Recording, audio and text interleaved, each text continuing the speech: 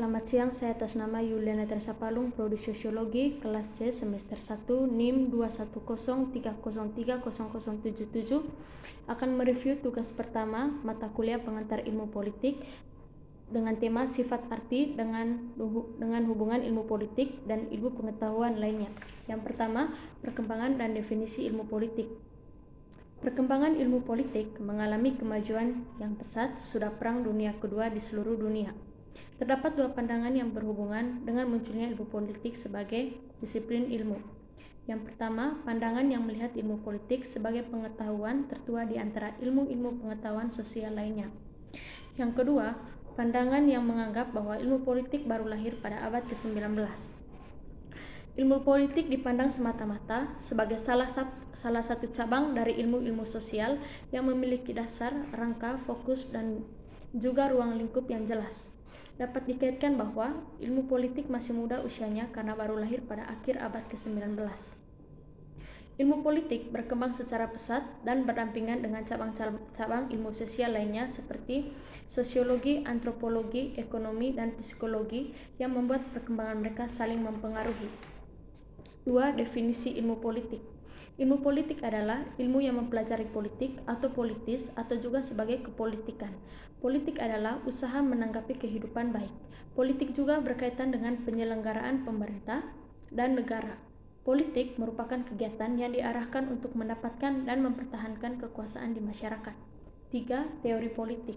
Teori politik adalah bahasan dan renungan atas tujuan dari kegiatan politik.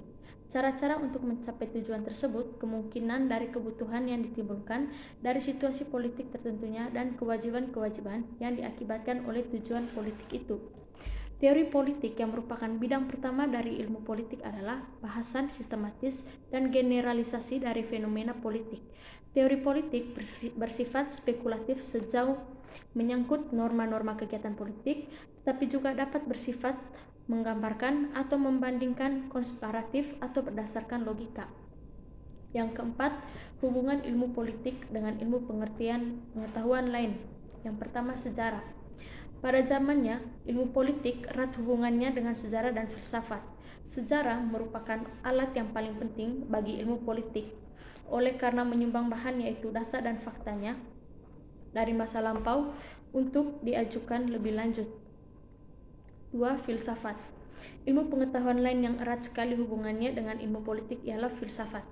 Filsafat ialah usaha untuk secara rasional dan sistematis mencari pemecahan atau jawaban atas persoalan yang menyangkut alam semesta atau universe dan kehidupan manusia. 5. Hubungan ilmu politik dengan ilmu sosial lainnya. Hubungan ilmu politik tidak hanya terbatas pada sejarah dan filsafat, tetapi juga meliputi ilmu-ilmu sosial lainnya.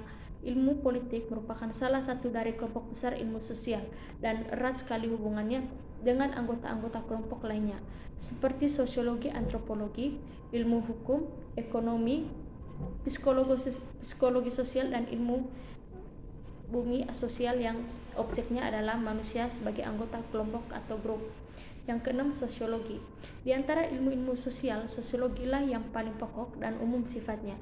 Sosiologi membantu sarjana ilmu politik dalam usahanya memahami latar belakang, susunan, dan pola kehidupan sosial dari berbagai golongan dan kelompok. Mengenai masalah perubahan dan pembaruan, sosiologi menyumbangkan pengertian akan adanya perubahan dan pembaruan dalam masyarakat. 7. Antropologi. Apabila jasa sosiologi terhadap perkembangan ilmu politik adalah terutama dalam memberikan analisis terhadap kehidupan sosial secara umum dan menyeluruh, maka antropologi menyumbang pengertian dan teori tentang kedudukan serta peran berbagai satuan sosial budaya yang lebih kecil dan sederhana. Perhatian sarjana ilmu politik terhadap antropologi makin meningkat sejalan dengan bertambah perhatian dan penelitian tentang kehidupan serta usaha modernisasi politik di negara-negara baru. Antropologi justru menunjukkan betapa rumit dan sukarnya semina kehidupan yang bercorak nasional dari komunitas yang tradisional.